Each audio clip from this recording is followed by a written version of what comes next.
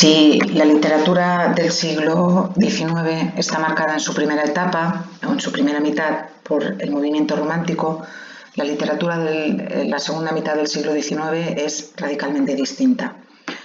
La razón fundamental es que a partir del año 1850, en toda Europa ya se puede considerar que la burguesía se ha hecho con el poder. Entonces, esa clase social que es tan práctica, tan pragmática, cuando hablamos de burguesía, pues pensar que estamos hablando pues, de pequeños empresarios, de profesionales liberales, banqueros, abogados, notarios, en fin, profesores universitarios, tienen una vida o pretenden una vida pues, ordenada, práctica, apegada a la realidad y por tanto las formas de vida promulgadas por los románticos con esas ansias de libertad y de querer cambiar las cosas y de la revolución y también la mentalidad romántica con el individualismo, con la fantasía, con la ruptura de las reglas, todo aquello no cuadra bien con esa mentalidad burguesa y entonces los escritores burgueses van a pedir un tipo de literatura, o mejor dicho, los burgueses van a pedir un tipo de literatura donde ellos se vean reflejados y los escritores, además de esa segunda mitad del siglo XIX que van a tener éxito, también van a pertenecer a la burguesía. De manera que la literatura del realismo, que es como se llama ese movimiento literario de la segunda mitad del siglo XIX, va a ser literatura escrita por y para la burguesía. Eso sí, con dos tendencias.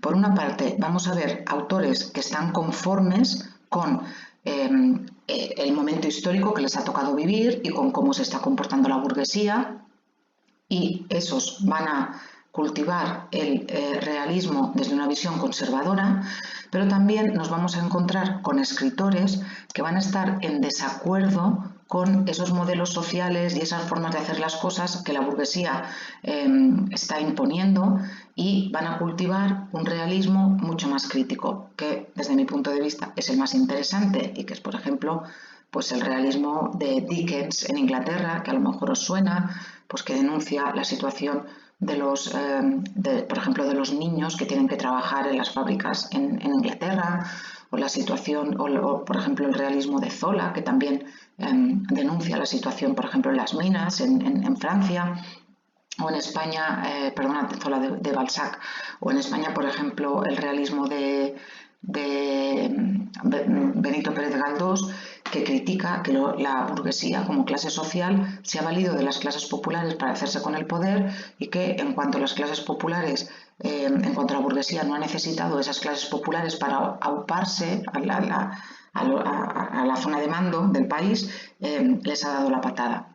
Entonces, sí que siendo ellos escritores burgueses, sí que perteneciendo a la burguesía, sí que reflejando el mundo de la burguesía, es verdad que lo van a hacer desde dos perspectivas diferentes, una más conformista y otra, como os he dicho, más crítica.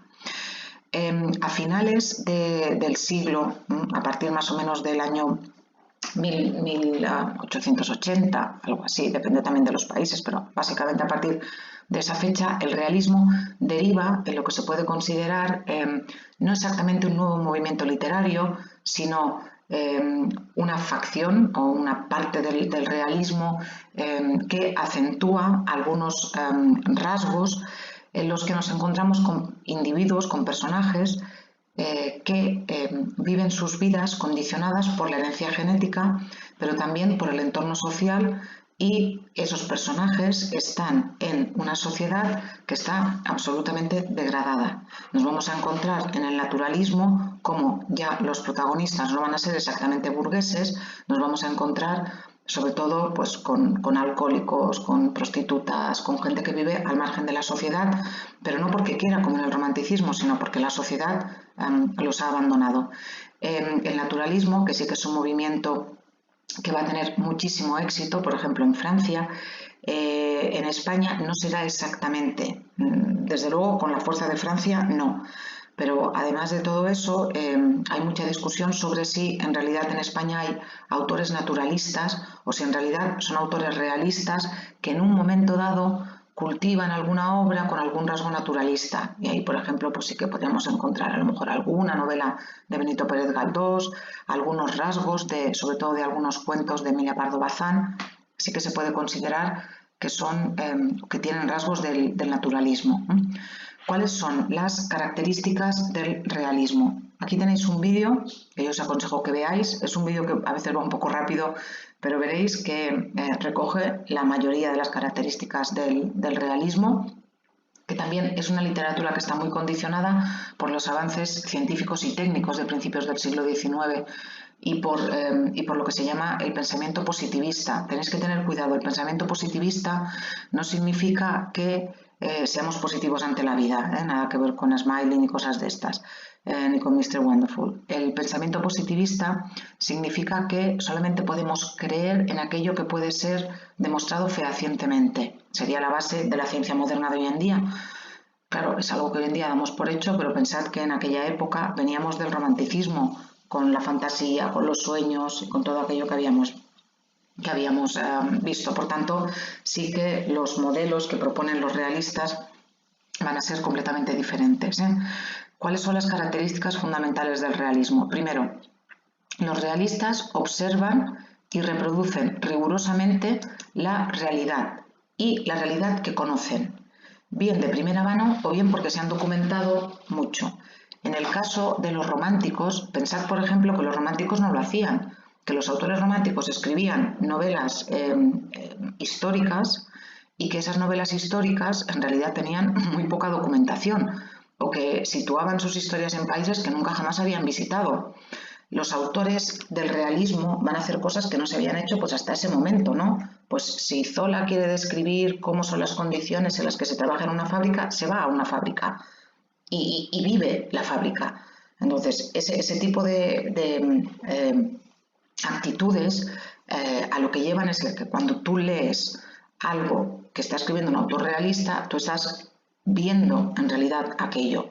El extremo lo lleva un autor francés del que, en fin, sale nombrado en el vídeo, que es Gustave Flaubert, que es el protagonista de lo que se considera que es la novela francesa más importante de todos los tiempos, que es Madame Bovary, y en Madame Bovary la protagonista, que es Emma, al final se suicida, lo siento por el spoiler, y se suicida tomando veneno. Entonces, él pidió a amigos suyos que trabajaban en hospitales que le llamaran enseguida si entraba alguien que tenía síntomas compatibles con un envenenamiento. Claro, él tomaba nota de aquello que estaba viendo, de manera que cuando tú ves a Madame Bovary morir en la obra, la ves morirse, literalmente, porque lo que está contando, como la está describiendo, es absolutamente creíble.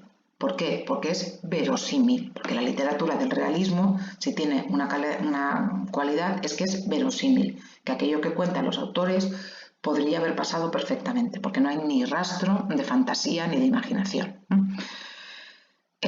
La temática va a estar centrada en la vida cotidiana, fundamentalmente la vida de la burguesía. Va a haber autores que se van a centrar más en la vida de la alta burguesía, va a haber autores que se van a centrar en la vida de la pequeña, de la mediana burguesía, como por ejemplo muchas de las novelas de Galdós, pero siempre los burgueses van a ser el foco de atención de la literatura del realismo. Como os he dicho, esa literatura, en el caso de algunos autores, va a ser crítica, va a intentar hacer que los mismos burgueses, que son los destinatarios de ese tipo de novelas, reflexionen sobre algunas actitudes o algunos comportamientos que están teniendo, pues porque ya se han hecho con el poder o bien porque en realidad son referentes morales para las otras clases sociales y no se comportan bien. Es muy curioso porque uno de los grandes temas de la literatura del realismo es el adulterio, que da grandísimas novelas. Por ejemplo, pues en España las dos novelas realistas más importantes, que son Fortunata y Jacinta y la Regenta, tratan sobre el adulterio, una como tema principal y la otra como casi tema principal. En Francia, Madame Bovary. En Portugal también la novela más importante del realismo, que es Mi primo Basilio, de Sá de Queiroz, también trata del adulterio. En Rusia, Ana Karenina también. Por tanto, es uno de los grandes temas y en ese caso les sirve, es verdad, pues para criticar esos matrimonios que a veces eran por interés, que muchas veces estaban condenados al fracaso porque no se conocían los novios o no se conocían suficientemente. En fin, ese tipo de comportamientos también se critican desde el punto de vista moral, no solamente desde el punto de vista social. El novelista muchas veces aparece en forma de un narrador omnisciente en tercera persona que quiere ser objetivo y que quiere retratar aquello que ve sin tomar partido por nadie. Pero claro, después viene la focalización. Si tú, como Galdós, por ejemplo, en Misericordia, haces que la protagonista sea una mujer que ha trabajado como criada en una casa de una familia absolutamente arruinada, que la criada no solo no cobraba, sino que tenía que mendigar para dar de comer a la familia hacía como que no lo sabía y de pronto aparecía comida en la mesa. Luego resulta que esta familia recibe una herencia y cuando recibe la herencia, ¿qué hacen con esta mujer? Le pegan la patada y la echan de casa. Y ella tiene que ir a vivir literalmente debajo de un puente. Entonces, esta mujer, que es Benina, la protagonista de Misericordia, en lugar de quejarse, todo lo contrario, ella sigue pensando que son su familia, que han hecho bien, porque ella es vieja y no es guapa y entonces no es una criada de buen tono para una familia ahora tan rica y ella los va a ver a escondidas, desde la calle, por supuesto, no se atreve a entrar. Entonces, claro, cuando Galdós focaliza en esa criada abandonada y, en fin, dejada de lado y maltratada por una familia cuando ya no la necesita, desde el momento que tú eliges eso, estás focalizando y te estás situando al lado de los desheredados, al lado de aquellos a los que la revolución burguesa ha abandonado. Por tanto, es verdad que hay objetividad, pero, repito, el punto de vista que elige el novelista también marca.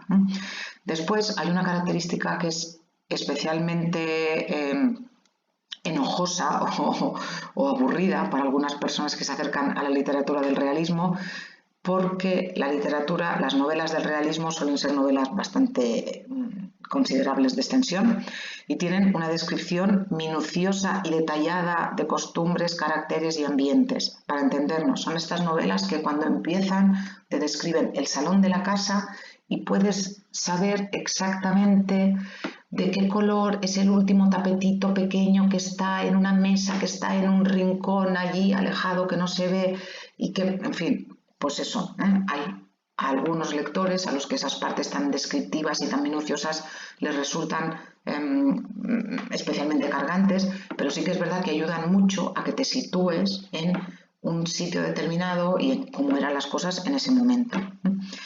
Respecto al lenguaje que utilizan, naturalmente si son novelas van a utilizar la prosa y van a utilizar una prosa en la que vamos a encontrar muchísimos menos recursos literarios que en el romanticismo. Va a ser una prosa sobria, una prosa que depende del autor va a ser más cuidada, a veces va a ser un poquito más descuidada, más familiar. Por ejemplo, en el caso, para hablar de autores españoles, Leopoldo Alas Clarín, el autor de La Regenta, es un escritor absolutamente minucioso y es un escritor absolutamente orfebre del lenguaje, mientras que Benito Pérez Galdós, claro, escribió muy poco, mientras que Benito Pérez Galdós, que era un escritor profesional y que escribía muchísimo, sí que utiliza muchas veces pues, un lenguaje un poquito menos exquisito. Los diálogos se adaptan a las características del personaje, también va a ser prácticamente la primera vez que aparezca la historia de la literatura, como mínimo en español. Nos vamos a encontrar con que los autores intentan que las criadas hablen como las criadas y que las señoras hablen como las señoras. A veces nos encontramos con personajes caracterizados pues, por una muletilla o por un defecto en el habla o por una expresión que repiten constantemente. Ese tipo de rasgos hacen que el personaje se caracterice de una manera que nos resulte cercano, pero que también que nos resulte creíble. A veces se utiliza el estilo indirecto libre. ¿Qué significa el estilo indirecto libre? Significa que nos encontramos con que en lugar de decirnos Ana Ozores pensó que, nos encontramos a Ana Ozores pensando directamente. Ana Ozores estaba 10 años atrás, cuando, en aquel momento, tal. De esa manera el lector se introduce en el interior de los personajes. Aquí no lo he puesto, pero también otra característica de la literatura del realismo que nos ayuda mucho a que la literatura del realismo sea una literatura muy creíble es que nos encontramos con personajes que reaparecen en diferentes novelas. No es que sean partes distintas, sino que un personaje que es secundario en una novela de Galdós, esto Galdós lo hace muchísimo, después aparece como personaje principal en otra novela, o como secundario en otra novela y principal en una tercera. Y cuando tú vas leyendo las novelas de Galdós y te encuentras con el personaje, parece que existe. También muchas veces mezclan personajes protagonistas de ficción con personajes secundarios o con personajes comparsas que son reales. Por ejemplo, en alguna novela de Galdós pues aparece la reina Isabel II, la que tuvo que exiliarse después de la Revolución Gloriosa en 1868.